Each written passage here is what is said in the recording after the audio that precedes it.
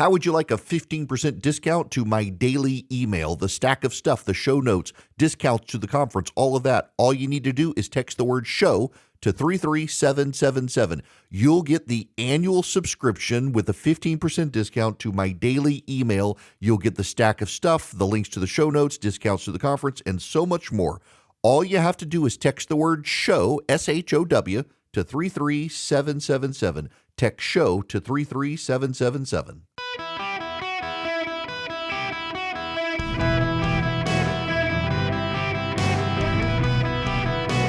Welcome to the Eric Erickson Show podcast, Hour 2.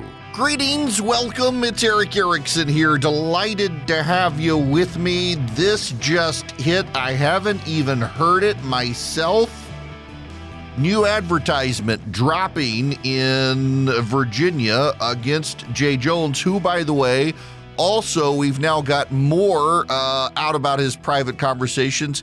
He also told a member of the state house in Virginia that if more cops got killed in the line of fire, they might actually treat other people better. They needed more cops to die to change how police did their jobs. Now, let's hear this together.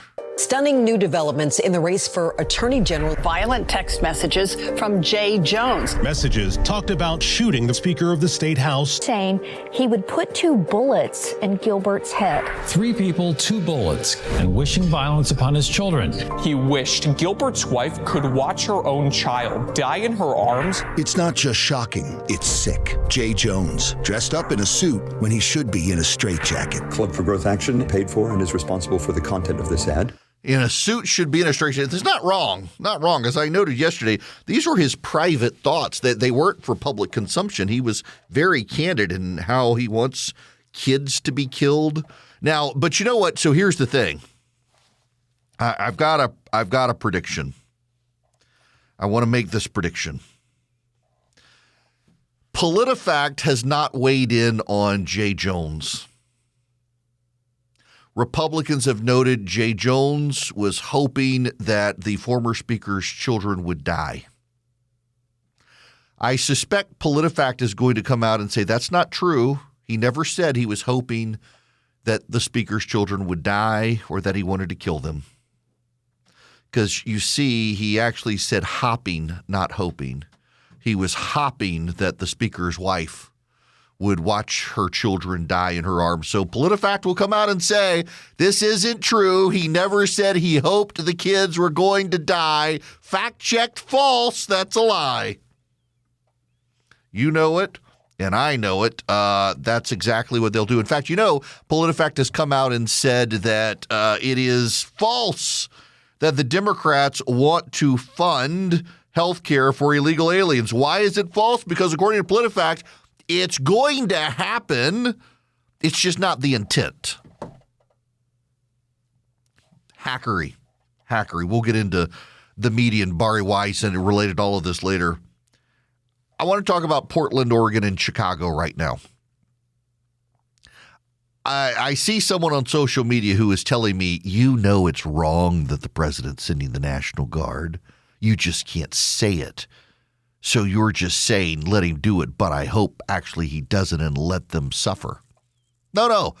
I actually totally support the president sending troops to Portland, Oregon. In Portland, Oregon, they have been vandalizing the federal courthouse. They have been trying to block ICE facilities. They have harassed employees of the federal government as they've come out of the ICE facility. I think that they should surround the facilities. And if anyone tries to do damage to the facilities, I would say take them out. I mean, you're trying to attack ICE. You're trying to attack the building. You're trying to harass the federal employees doing their job. I am okay with the elimination from the gene pool of the Antifa activists who are trying to harm other people. I am okay with them if the federal government, listen, you're not shooting to maim. You never do that. You shoot to eliminate from the gene pool. They are throwing Molotov cocktails and human feces and urine.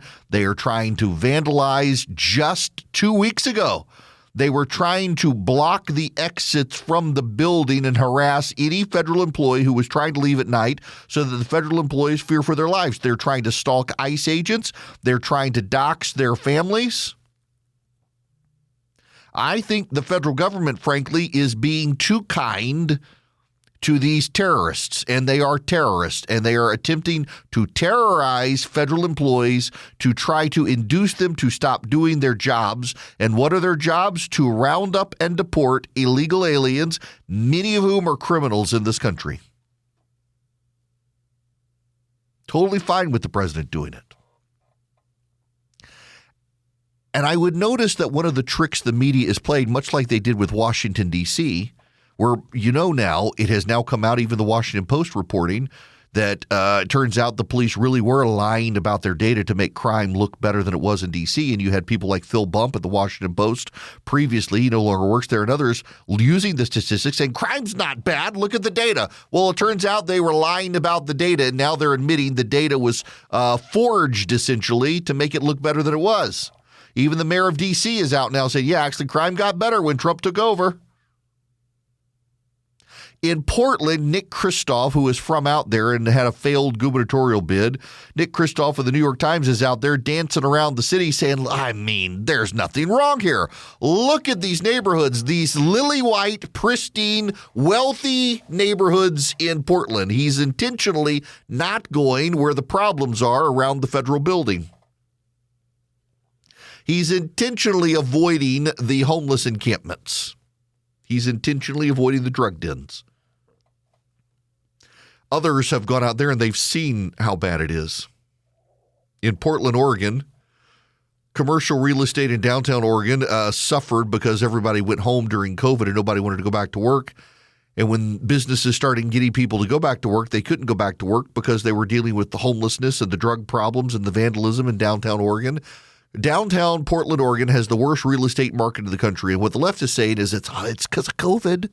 In the year of our Lord, 2025, it's not all work from home people. A lot of it is the problems with crime and homelessness with the drug addicts, but the left can't acknowledge it. They have an alternative fact-based system that is not grounded in reality. So I do have to say, part of me thinks just let it rot. What the Republicans should do in Congress to reopen the government is insist that no Medicaid funding can go to illegal aliens, nor can any state use state money to help illegal aliens. Why? Because federal money is fungible. The states will just use the federal money to help the citizens and the state money to help illegal aliens. So no money in Medicaid, state or federal, can go to assist illegal aliens. You know what's going to happen? Sanctuary cities and sanctuary states are going to be overwhelmed. Right now, you and I are essentially subsidizing their sanctuary cities and sanctuary states. So I think prohibit Medicaid funding at any level from going to cover the cost of health care for illegal immigrants.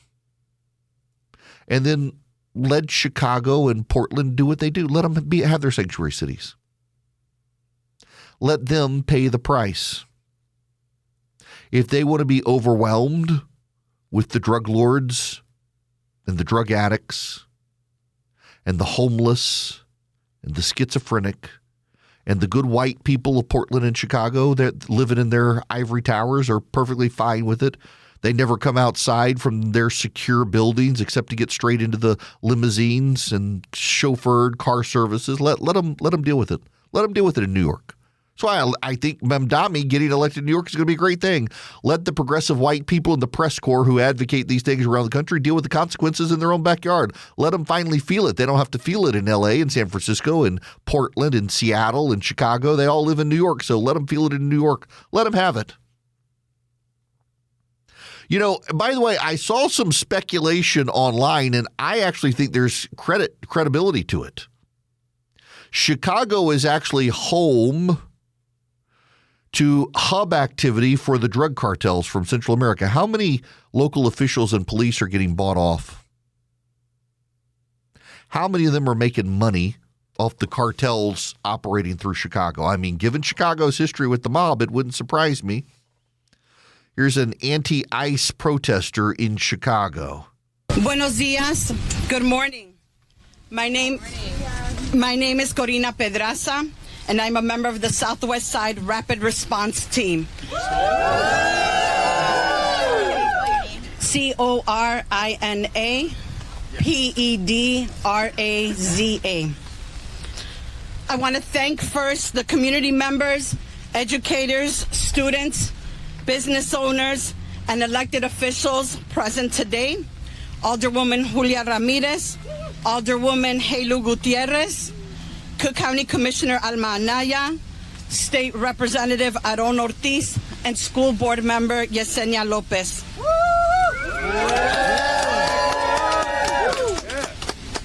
For the past month, the Chicagoland area has been the target of aggressive immigration enforcement through Operation Midway Blitz and Operation at Large. We have seen firsthand how our communities are being terrorized every single day by agents who are kidnapping people, brutally stripping them, snatching them from streets, their cars and homes, and separating families. Poor woman. Show us on the doll where ICE hurt her. They're rounding up illegal aliens. This is the governor of Illinois adding to the hysteria of these people. I spent the days and weeks following that out and about in our communities, in Bronzeville, in Austin, in Little Village, Berwyn, South Shore, and others, walking and talking and listening to real Chicagoans and local business owners. Something Donald Trump, Greg Bovino, Tom Homan, and Kristi Noem have never bothered to do. No insurrections, no invasions. The folks in the neighborhoods do not want armed troops marching in their streets. When it comes to public safety, they want civilian law enforcement when they need them, and jobs, and after-school programs for kids in the neighborhoods. They do not want Donald Trump to occupy their communities. Actually, they would like to be safe. And they're obfuscating what's going on here. So I got to play you this exchange from Boris Sanchez on CNN with Stephen Miller. This is just too good not to play. Is it the case that, as Pritzker frames it, you are stunning profiling new developments brown in the race people, for Attorney General? that this immigration crackdown is designed to go after people of color? It's such a, oh, what a dumb question. The illegal aliens who are here are taking jobs away from blacks. They're taking jobs away from whites. They're taking jobs away from Latinos. They're taking their health benefits away. They're taking their school slots away. And of course, in many cases, they're committing heinous crimes. We cannot have a system of law in this country that privileges illegal aliens over American citizens. And that's what they're doing. You know it, and I know it. So that's not exactly a no, Stephen. Can you just unequivocally state that the immigration policy... I said it's a dumb question. Okay. Well, I appreciate that. But it's a dumb question. So no, this policy is not designed to... I thought when I said it was a dumb question, it meant no. Well, I just want to be clear and precise. I appreciate you trying to qualify my questions, but nevertheless, I think it's a fair one that a lot of people have. My full answer is no. That is a lie, and it's a dumb question. Also, can I just speculate that after putting up this long with both Elon Musk and Stephen Miller, that might be why Donald Trump suddenly wants to find a cure to autism? I'm just saying, but it's just such a good response. Yes, it was a dumb question. They're just making stuff up and throwing stuff out there, trying to get people to be whipped into a frenzy about Donald Trump. In Portland, you got CNN out there roaming the streets of the areas where there are no problems to report there are no problems in Portland while avoiding all the areas of Portland where there actually are problems. It's funny how they do that. You cannot trust the press. And I do have to say, given what we know about the cartels in Chicago and the behavior of Chicago politicians in the past, I think it's relevant to wonder if some of them might be getting some money under the table from the cartels, which is why they're going to bat to keep all of them there. Boll & Branch kindly sent me a new set of king-size sheets, and I'm happy to get them, but I'll tell you the truth, I've already got Boll & Branch sheets that I've had for about a decade. They are so soft now. They haven't frayed. They haven't worn out. They've just gotten really soft. They're made of the highest quality, 100% organic cotton. They're very durable. And right now, they've got limited edition fall colors for a deeply comforting bedroom. And they come with a 30-night worry-free guarantee. And I'm telling you, the more you wash them, the softer they get, and they don't wear out. I've had my set of Boll & Branch sheets for almost a decade.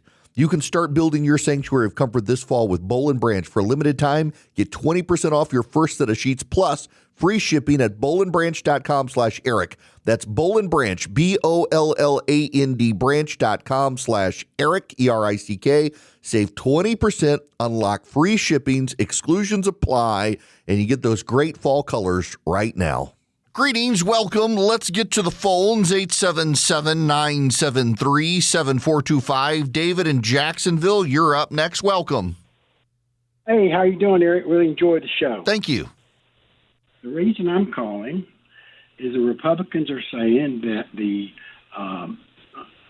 some states like California are using federal funds, to pay for non-documented health care. And they come back and say, no, that's against the law, which it is, and we don't do it.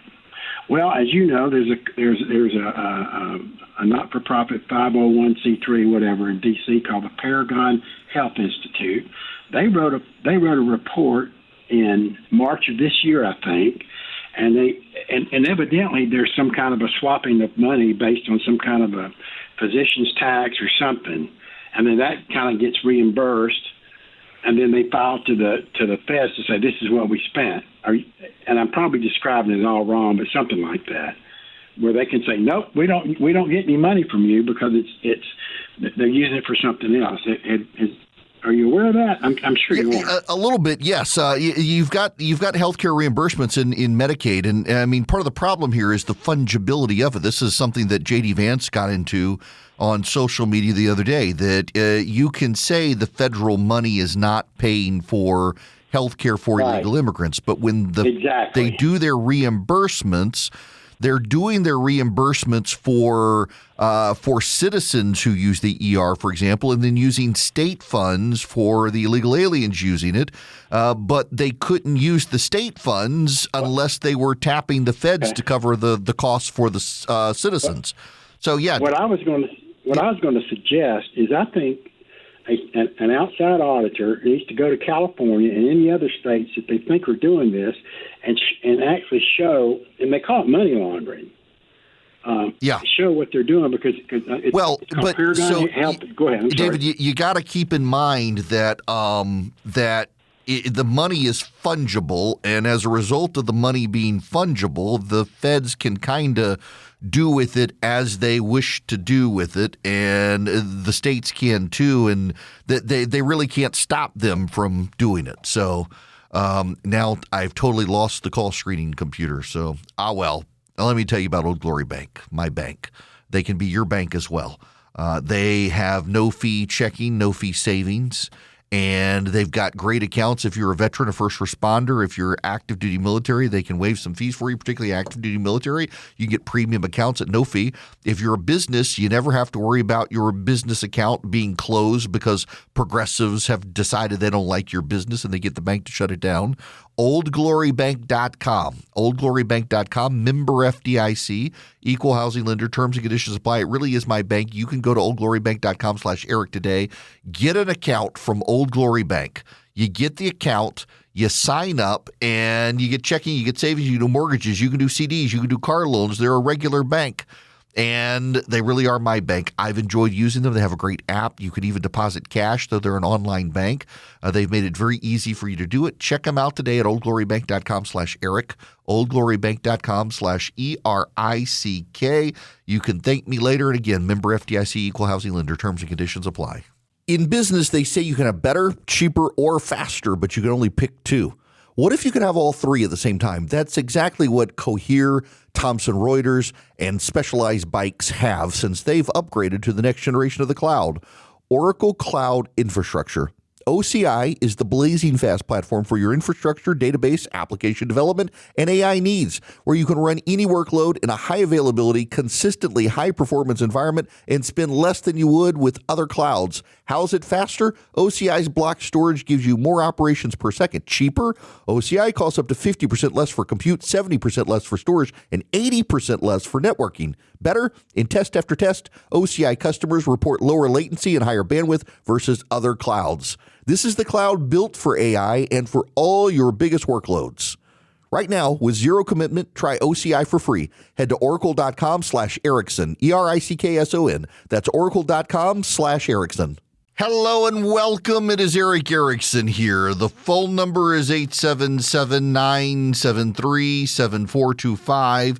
Should you wish to be on the program, I would be delighted to have you. Don't forget to text Eric, ERICK, to 33777 and get the show notes, the live stream, the podcast, and so much more. I got to play you some of the audio from Pam Bondi before the United States Senate today. This is the Attorney General and Senator Blumenthal. Senator Blumenthal, I cannot believe that you would accuse me of impropriety when you lied about your military service. I am you not lied. asking You admitted you I am lied not to be accusing you elected of a U.S. senator. impropriety. You I'm asking lied. you How about dare you? I'm a career prosecutor. with Mr. Don't you Ballard, ever challenge my integrity. There was the Klobuchar one, and then there was this as well. My buddy Rob Bluey from the Daily Signal caught this. On September 15th, our partners at ICE arrested an illegal alien from Mexico for beating a 21-year-old man to death. He had been imprisoned in Illinois prior to the murder and was released under Illinois' Trust Act. We filed multiple lawsuits in Illinois for sanctuary policies, specifically in-state tuition for illegal aliens and obstructing employers from verifying citizenship. You can't make this up. On September 5th, a federal grand jury in Chicago indicted a major Sinaloa cartel boss, narco-terrorism, guns, and drug charges. On July 11th, we announced a guilty plea for Ovidio Guzman Lopez. You may know him as the son of El Chapo, one of the worst narco-terrorists in the world. In the world, senators. In Chicago. He entered a guilty plea to drug conspiracy and 2 counts of knowingly engaging in a continuing criminal enterprise in the state of Illinois. I could continue with fentanyl. I could continue with child predators in Illinois. It is a problem. It's very much a problem. And I really I wonder if we just need to let it fester. I appreciate the president want to do it, and I understand why the president wants to do it. The president actually wants to be able to show that he, as president, is able to make cities safe that Democrats have given up on making safe. It is commendable. The president wishes to show he can do better than them. And by the way, I think he can. And I think that the proof is in the pudding when it comes to Washington, D.C. The President of the United States has shown a measurable improvement through his actions with crime in Washington, D.C. And I think that he should go to Memphis, as he's doing now, and make Memphis safe again. Then go to New Orleans and do the same thing. Make Memphis safe again. Make New Orleans safe again. Go to Shreveport, Louisiana. Make Shreveport safe again. Go to St. Louis.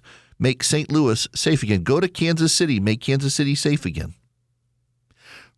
Blue cities and red states, where the local politicians, many of whom deal with corruption internally, some of whom are themselves corrupt, make them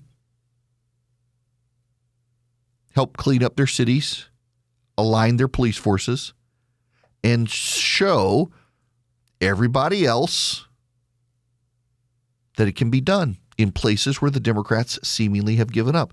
And that's part of the problem here, is that they have given up. The Democrats have. The Democrats don't want you to even think that they can clean up cities. Here's the exchange between Dick Durbin and Pam Bondi. Your city has a murder rate 5 times higher than New York's. 571 homicides last year. If you were serious about protecting your people, you would be asking this administration for help.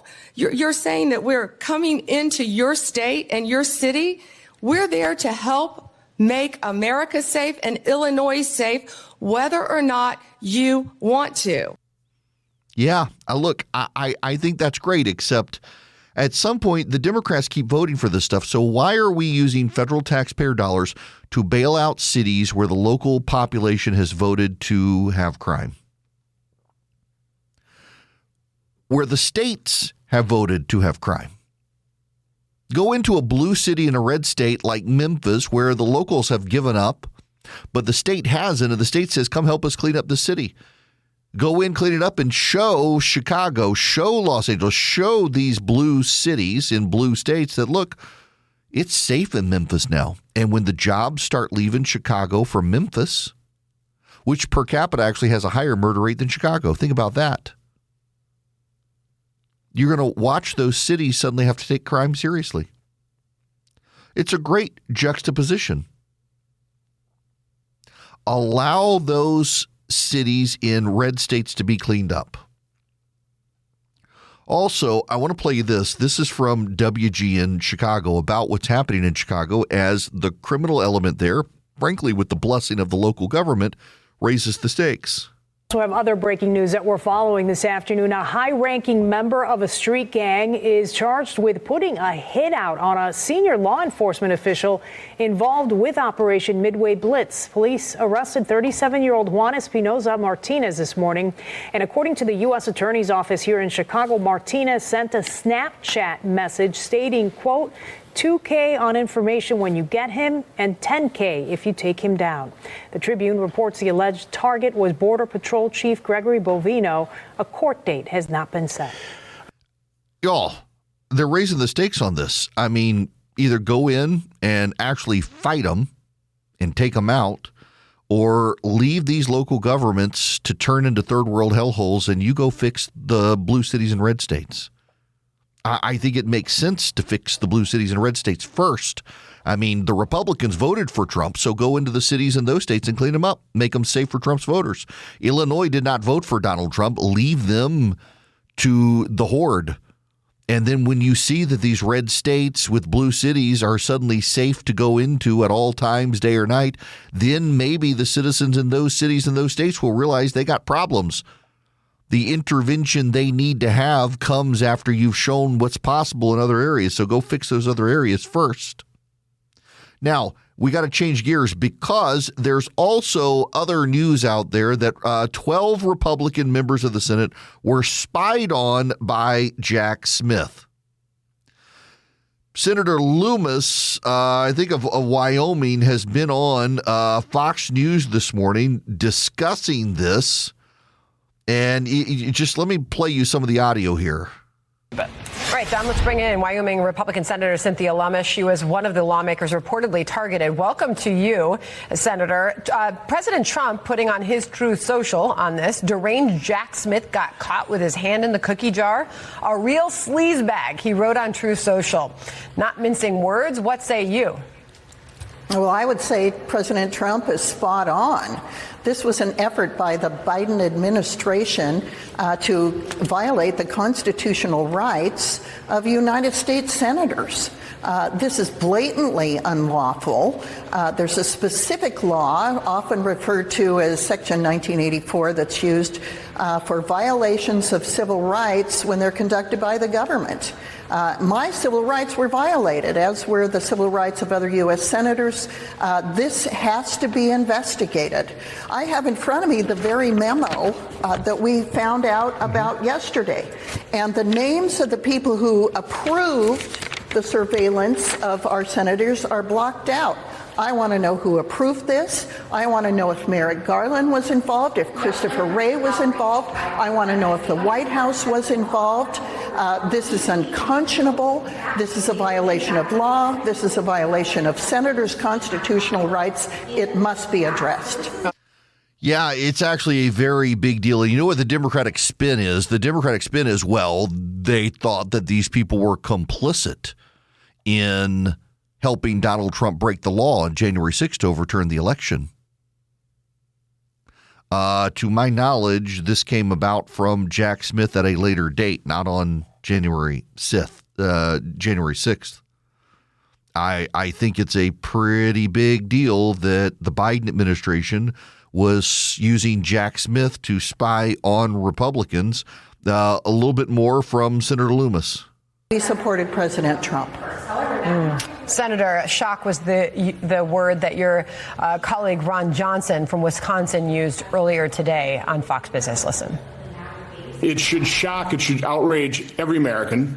Quite honestly, by now, it should be obvious to every American that it's not the Republicans that are a threat to our democracy. It's President Obama, it's President Biden, it's the radical leftists that have served and support them. So the FBI tells Fox that his team tracking the senators were able to see which phone numbers they called, Senator, the location the phone call originated, to your point a moment ago, and the location where it was received. What other information have you been given from the FBI about the tracking that occurred?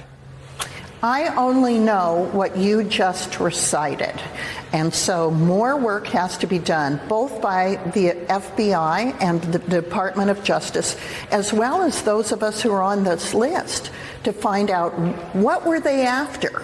Did they think we knew something that they didn't want us to know about the 2020 election? I mean, obviously your mind goes in a variety of different directions, but it all leads to one place. What Ron Johnson said is right. It is the Democrats who are now accusing Republicans of being insurrectionists and garbage and using terminology for us. They were deploying the very techniques they're accusing us of doing. She's not wrong, folks. Senator Grassley very upset about it. He was not one of the ones involved, but there appear to be 12 Republicans that the FBI was targeting, and the Democrats in the media are waving it all away. Say, it's no big deal. I mean, they could have been involved. They could have been part of a criminal conspiracy. They needed to know. They will defend. Look at what they're doing with Jay Jones. The very same Democrats are not backing down on this either. The very same Democrats who are excusing the spying on these Republicans are like, well, I mean, Jay Jones may want to put bullets in the head of the former Republican speaker, but they're all insurrectionists. They're doing every sort of excuse. The Democrats are the authoritarians they've been warning us about for quite some time. The Democrats are the authoritarians they've been warning us about. They're spying on Republican members of the Senate. They're listening to their conversations. They're seeing who they called and when they called them. They're trying to find patterns. And by the way, it should be noted, they found nothing. They found nothing.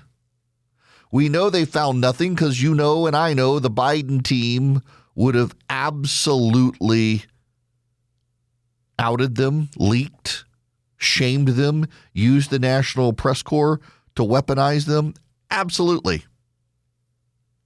And they didn't, because there was never a there. It was just the Democrats making stuff up to try to spy on the Republicans, by the way, who were running for office and in elections. It's like what they did in Watergate, the Republicans snooping on the Democrats. It's the Democrats using the FBI to snoop on Republicans in an election. Hello there and welcome. It is Eric Erickson here. 877-973-7425. I want to go to Steve's phone call. Welcome, sir. How are you? Hi, Eric. I'm good. Thank you for taking my call. I called you a couple weeks ago after Tulsi Gabbard submitted the criminal referral on the Obama cabal, Comey, Clapper, Brennan, and the gang.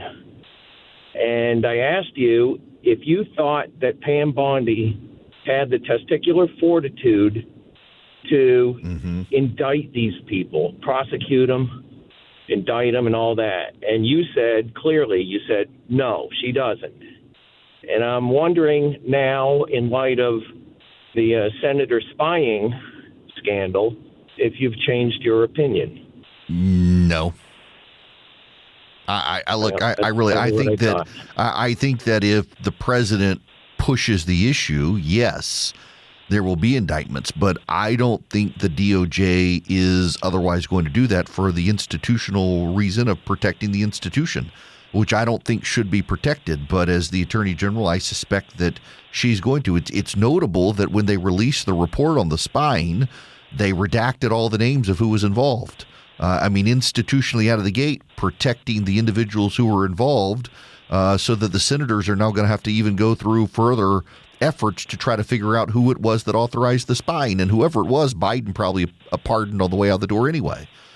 So I don't know that they can. And the other issue is also the statute of limitations based on when it was actually authorized. So there are all sorts of legal problems beyond. I don't know that Bondi has the will to pick this fight. She may want to suck up to the Republican senators by doing this particular fight, but you first got to get the names from an FBI that is in the corner of Donald Trump at this point, having fired a lot of the senior executives and still redacted the names, heading them to the Senate. Then you got to figure out the statute of limitations and what is the actual crime, because if the individuals were involved in doing this, got the permission of the higher ups, well, they had permission and they can always say it was legitimate operation. You also have to remember something else, and this isn't a partisan point about Bondi, it's just a reality.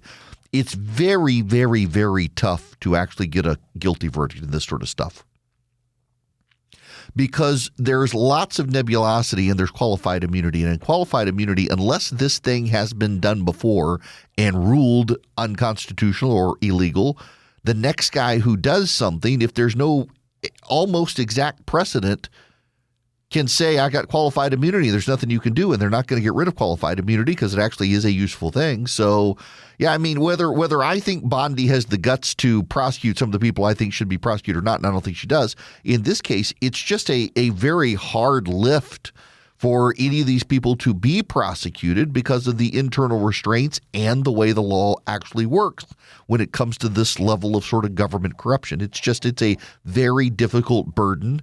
And when you look at take, for example, some of the prosecutions made by the Biden administration of high-profile people that you and I would have even agreed with, like the Sean Combs, the P. Diddy stuff. A lot of that stuff, you get not guilty verdicts. There's a black eye on the Justice Department's ability to prosecute some of this stuff.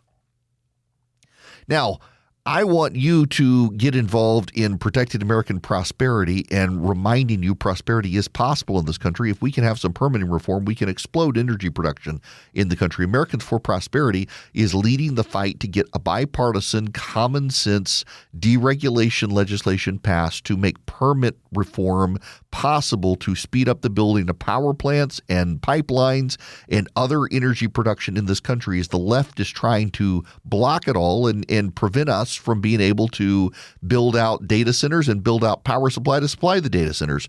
If you go to prosperityispossible.com, brought to you by Americans for Prosperity, they're going to provide you with the pathways into members of Congress to get them to pass this bipartisan permitting reform. The reform is necessary to expedite the building of power plants and pipelines in the country. All you have to do is go to prosperityispossible.com today, sign up with AFP, get involved in their army of activists around the country.